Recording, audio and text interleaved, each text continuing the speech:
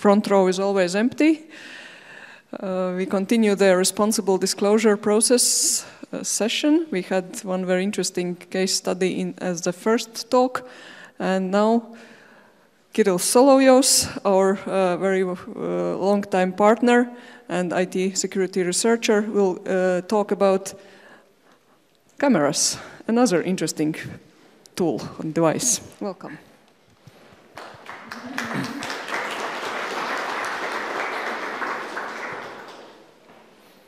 Good day, everybody. So yeah, I will actually talk about two different things. So this is actually a presentation that includes quite two different angles, and it has three parts even. So I will start by discussing some specific vulnerabilities for some specific cameras. Those are actually CV registered 5 vulnerabilities of them, and today is the day I'm disclosing them for the first time. So that's the technical part. We will also have a hopefully short and sweet demo of those vulnerabilities. And then I hope to talk in the end about the responsible disclosure process itself and how it's been doing for this specific example, and my general recommendations and general conclusions from responsible disclosure process as a whole. So let's just start with something simple. Okay, me in one slide. So just a quick background about me. I am an IT security expert. I'm a researcher and owner of a Latvian IT security company called First Limited. My skills range quite a subset, from technical to more political. I started as a programmer at the age of 7, but I got bored of that after 10, 15 years. So currently, I specialize in live network flow analysis, network forensics. I also do reverse engineering, social engineering, penetration testing for our clients, of course. Security incident investigation, unfortunately, in our world, we cannot really live without that. Security incidents happen and they need to be investigated. And I've also had some experience with the legal dimension of cybersecurity and cyber defense. Well, when I started to make this presentation, I looked at myself and I considered, okay, I like responsible disclosure process. I like to participate in it. I like the result. But when I got to making the last slide, I actually looked back at everything that's happening, and I understood that, well, it's not as easy and as sweet as it should be, the responsible disclosure process, I mean. So let's go to the first part of the presentation, the cameras. Right, so as with every security research, independent researchers somehow choose their topics, and for this topic, I didn't specifically go after this vendor or after security cameras as such, you know. So we were just working on an exercise, and we were discussing, you know, physical security seems kind of nice topic to teach people, right? So let's teach them physical security. So how can we do it? Let's find some physical security device, introduce some artificial weaknesses in there, and, well, make them find those weaknesses. So they, you know, our original point of where we departed on this project was, we started with the idea that, okay, physical security for physical security systems, the cybersecurity is probably very tight, and we will not have any vulnerabilities in there. So we'll take a product, we'll add some vulnerabilities ourselves, just so that our people participating in trainings, so they can get a feel that, well, cybersecurity is important in security products, even if those vulnerabilities aren't real.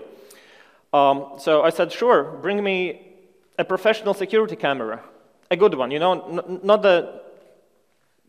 not the ones that you can get on eBay for $20 or $50, the ones that are actually being deployed by professional security companies. So, okay, a colleague brought me a professional security camera, this one. They go for about 300 euros. They start at about 300 euros, so it's not a domestic product. It is actually a professional security product, I would say. Well, but before introducing a weakness, of course, it is always a smart idea to first check if maybe, just maybe, there are any pre-existing weaknesses in there. So that's what we did. Possible approaches to go about that. If you want to do it yourself, it's all about the firmware. So one thing you can do is connect to the serial port on your device, to the debug port, and dump it by using the features of the bootloader. So you can get the firmware and you can start taking a look at it. Oh yeah, my demo is ready finally. I was rebooting my computer. Okay, so the second possibility is to find the firmware online. Luckily, many vendors publish firmware updates or even initial firmwares online. You can take a look at it. It's usually encrypted. You can try to decrypt it, and then you can go from there. A similar firmware will usually suffice, especially in Internet of Things era. Many vendors share some base of their firmware, so you do not need to find specifically the same firmware. And with these cameras, that's exactly the problem. The vendor decided that it is a good idea to approach the security product from perspective of a low security level Internet of Things device. Basically, they got the good hardware, they have the good price tag, but their software side, or rather their firmware side, is, well, it's worth 10 euros, you know, if you have to pay for that. It's not worth much, so the approach is not that good. It's sloppy. It's a sloppy approach, one that you would find in an IoT refrigerator rather than a security camera. So, and of course, you can always try to attack it over the network. You can try and see, maybe you can just get in, and it's the scary part. I mean, if you don't do the first two and you're successful on the last one, which was the case with this camera actually, even though I was trying different approaches at the same time, well, it means anybody can do that, right?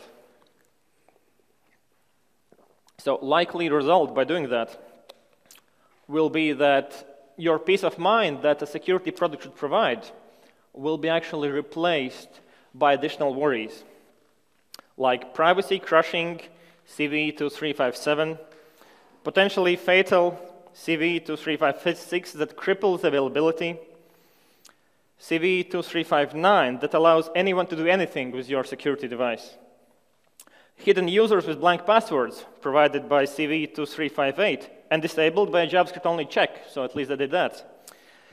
And of course, CV2360, which is a backdoor with super user privileges. So let's take a look at that. The Chinese CERT asked me not to disclose proofs of concept just yet, so I didn't, except for the first one because it's terribly simple. So, so for the first time, I present to you CVE 2016-2357. Mile-side cameras contain hard-coded SSL private key, all of them. Hashes are the same for all those cameras, which means even if camera administrator is using HTTPS, you can successfully do a man-in-the-middle attack on that without raising a warning, even if they have pinned the certificate. As an additional bonus, if you happen to get on the system without root, you can change the certificates, whatever the user is, after you start the camera, which is not a problem, by the way, as we'll see in some of the next vulnerabilities. So, for those of you who still haven't noticed, this is going to be a fast-paced talk, so lots of information in just 30 minutes. Sorry about that. 2356. Mile-side cameras are vulnerable to a buffer overflow of username password fields. So if you request a CGI script on the camera and combined length of HTTP username and password is more than 31 symbols, rings a bell, right? 31. Camera crashes the web server part, and it is indicative of a buffer overflow. For today, I actually made a bit more advanced demo, And it seems I've actually got proof of the buffer overflow. Before it was just a scientific guesstimate that there is a buffer overflow, that's why it's crashing. And now I made a demo that proves that. Let's hope that part works. 2359, let me take a look at the clock here. Okay. Multi-site cameras do not properly authenticate commands submitted to CGI bin. So there is a file called vb.htm on the camera. It basically allows user to control different functions of the camera itself. So not the underlying system, not the services, but the camera itself, like zooming, adding a user, rebooting the system maybe. And it has some unprivileged commands which work with any user or even without a username. And most of them are privileged. You need to be a user of one of three levels, 0, 1, or 2, with 0 being the highest, to do a command. But there's a bug. If you somehow manage to submit 2 actions at the same time, it looks for the least privileged action and checks privilege for that. So if you submit an action that requires no privilege, and additionally any other action, it will succeed in executing both actions.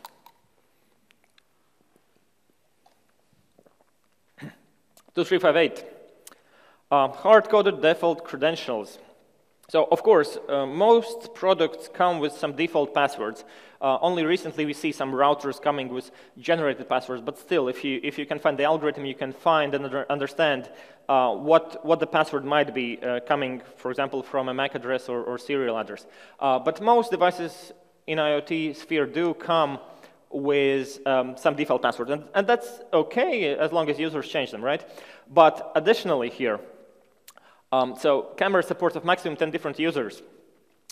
And somehow, well, you know, and it comes with 3 users from the factory.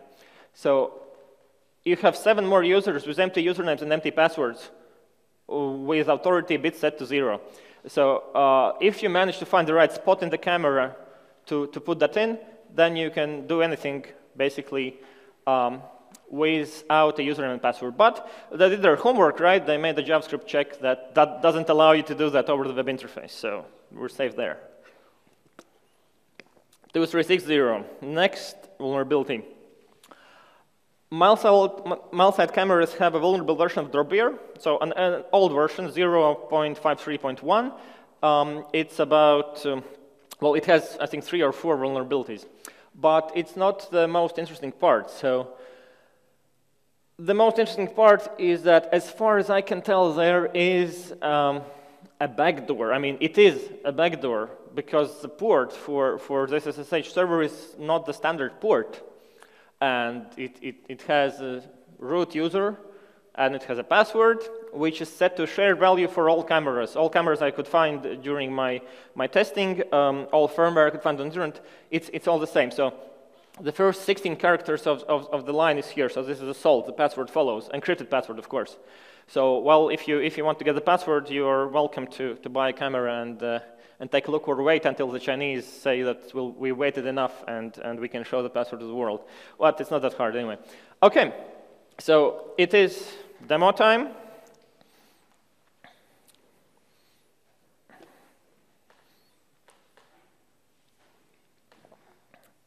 So if the video signal works correctly, then we should get a nice demo. Oh yeah, great. Okay, so let's start just by connecting to the camera and opening a web page. So for this part, I will need a creative volunteer from the audience. Is there someone who feels particularly creative right now? You will not have to say anything if you don't want to. I just need you at the keyboard here. Come on, anyone? Let's not spend the extra minutes. Who wants to do that? Okay, very good. Thank you. Okay, so I will log in here now into the camera.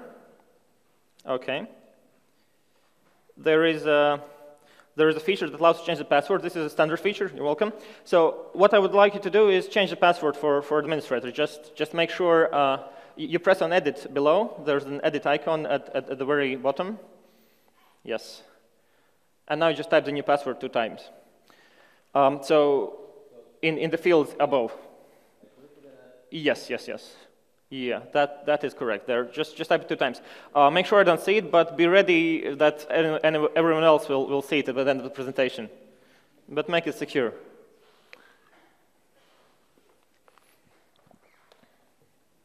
Should be okay. Okay, can you save, please?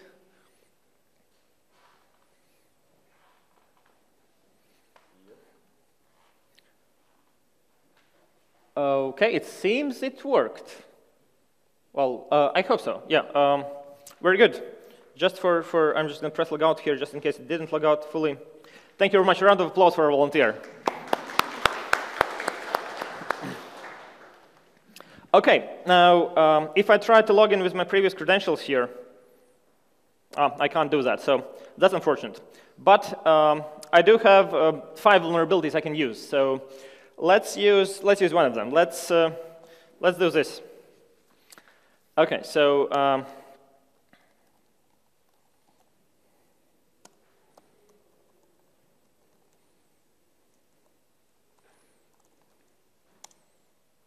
okay, so 2 commands were successfully executed.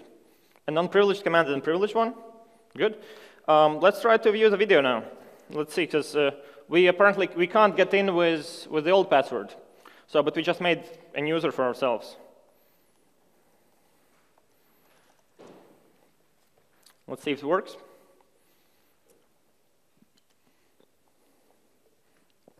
Okay. So we got a feed from somewhere, huh? Cool, isn't it? Well, not much to see here, fortunately. Otherwise, the state data inspection would be on my back. Okay, so let's say we don't want to modify anything on the camera. Let's say we want to be stealthy and we don't want to add any new users. One of the vulnerabilities can be used to actually try and take a look at the configuration file. And from there, you can, of course, extract the users. So I made a handy script that does everything automatically. Okay, is that your password? Okay, so there's admin password, there's the user we added. There's a third user, blank user and blank password and admin. So the camera was set securely. I mean, besides the admin password, everything possible was done to secure the camera. Extra users were removed, and that's where this is from. So there were 2 extra users besides admin, and it was deleted, and we have a blank user there now, which is why we can actually do this exploit here. Okay, two more demos. Well, this is not an interesting one, but we can crash the web server, right? Just in case we want to. Okay, so instead of whatever we need to get, we got an empty reply from server. Let's run it again. Can't connect. So web interface is down. And finally, let's say we want to do something useful.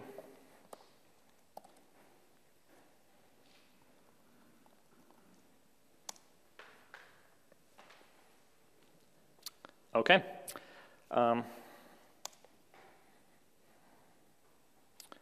Let's see. It's not my computer, so there are some small partitions there, 30 megabytes. So it's clearly not a laptop. Let's take a look at the process list. So we see some audiovisual server. We see some drop bear. We see web server. Oh, web server is back up. So we're root inside the camera. Finally, let's try the last part. Let's try extracting users again. And I'm not sure this will work, as I only made this proof of concept yesterday for the first time in my life. Yeah, it worked. So data got corrupted because by the virtue of crashing the web service and it being a buffer overflow, it actually overwrote part of the user table. And we can see it here clearly. So that's everything for the demo. Thank you very much for this part. Let's move on with the presentation.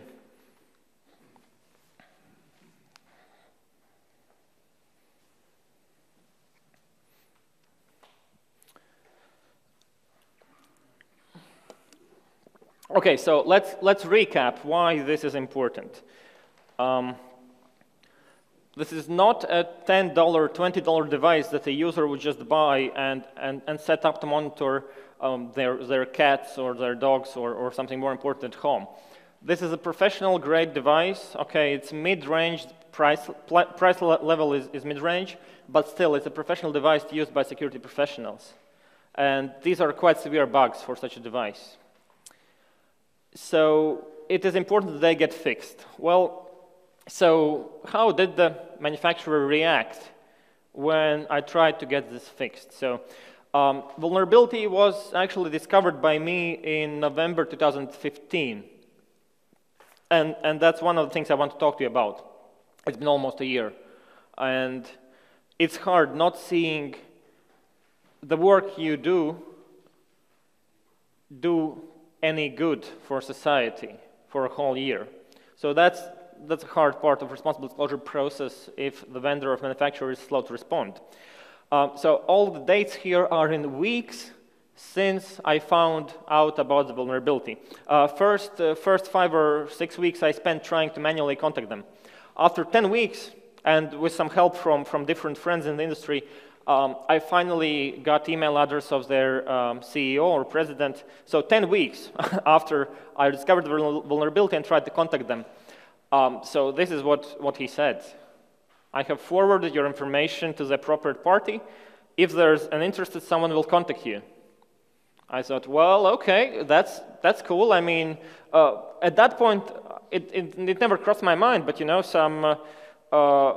telling this story beginning of this week, because the announced disclosure date was 1st October, so I actually finally had the possibility to talk to some people about my research here this week.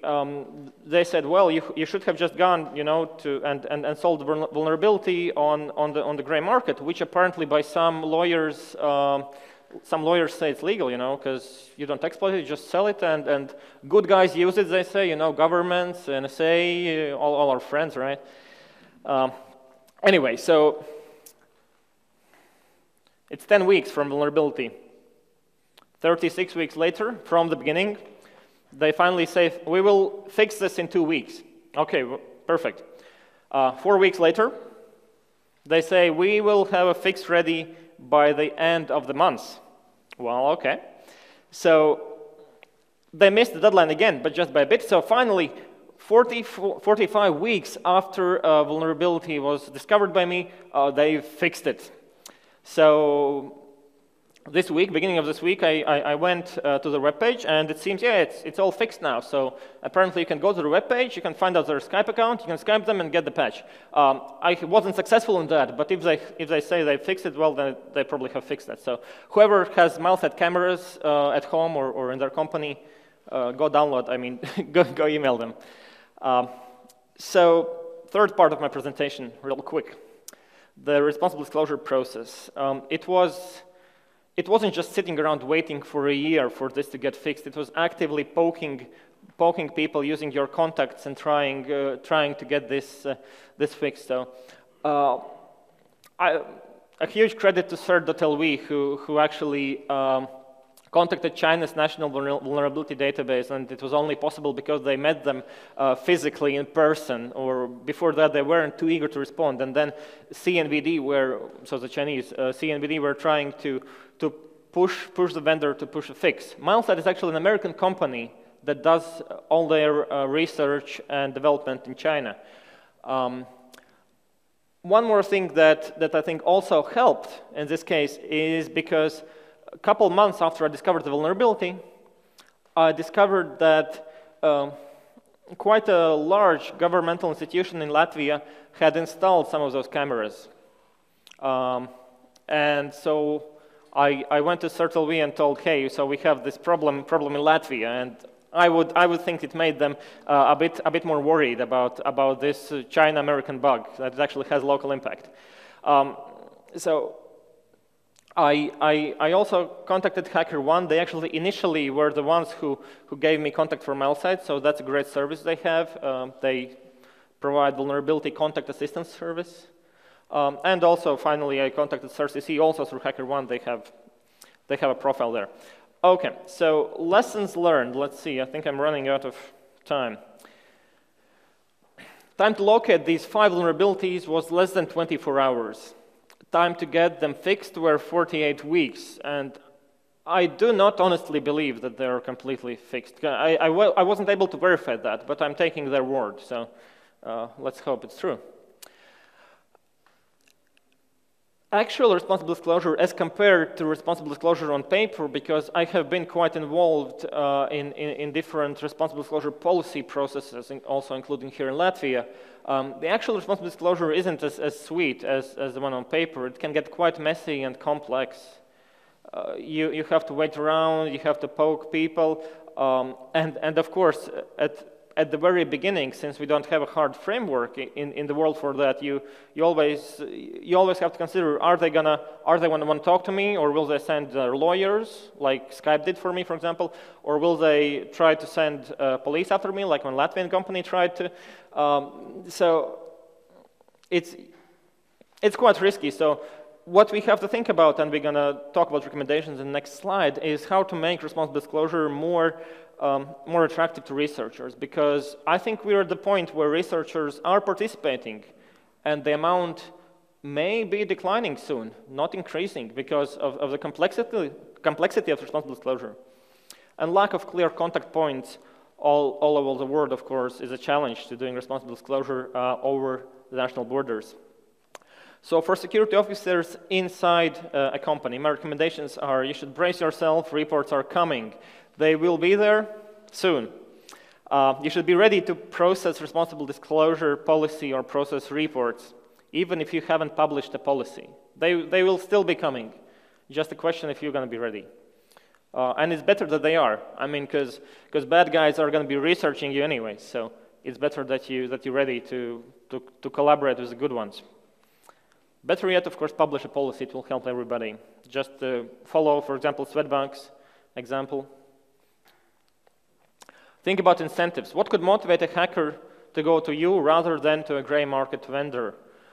There have been different schools of thought regarding whether you should do this on a monetary basis, whether you can compete with gray or even black market levels. But okay, I for one, I would never go to a black market. But if gray market, it is there's a possibility. If they convince me that it's legal, you help your country. Hey, why not? So it's really it is really a challenge there to keep the good guys on the good side. Streamlined process might help, where a researcher can actually do research rather than spend a year doing some micromanagement. And convince your chief financial officer that investing in cybersecurity is worth it. Finally, for policymakers, ensure that efficient cooperation platform is available for working with actors not only inside the EU, but also outside the EU. It is not normal to expect emergency response team to be physically in contact with another team from China. How often do they meet? Twice a year, once in 2 years? We need some framework there. We need to promote shared values, because I'm not going to talk about values in China, about product and quality. It's a whole different presentation. Establish clear contact points and governmental brokers that help to fix the vulnerability rather than exploit it. Require cyber safety for all relevant products, not unlike we have for food safety, vehicle safety, electronic safety. We already have these things. So since there is no motivation for vendors to invest in cybersecurity, I think it's time. Let's start with Europe. European governments should mandate security, because we are all accustomed to these things having some mandated security requirements. Why can't we have that for internet-connected devices? I will leave you with that thought. So if I still have time for any questions, I would be happy to take them. Thank you very much.